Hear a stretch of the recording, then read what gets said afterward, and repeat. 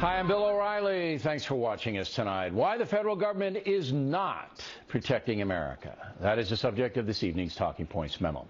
With the second Ebola case now in Dallas, Texas, Americans are rightly concerned that their government is not protecting them against this very contagious disease. 26-year-old Nina Pham, a nurse who treated Thomas Duncan, the Liberian national who died from Ebola last week, has now been diagnosed with the disease, even though she was apparently wearing protective gear. Very worrisome.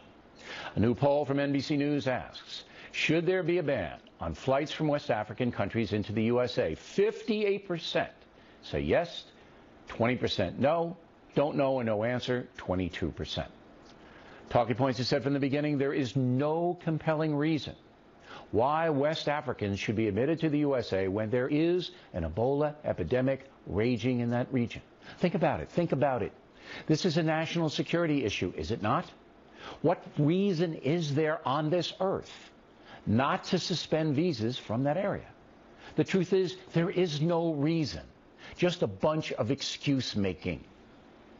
We really need to be clear that we don't inadvertently increase the risk to people in this country by making it harder for us to respond to the needs in those countries, by making it harder for us to get assistance in. Total garbage. We have asked Dr. Frieden a number of times to appear on The Factor. He will not because he is afraid. He knows that I know he's not being candid, that he is spinning the situation and not being forthcoming about how the disease is being spread. Frieden should resign.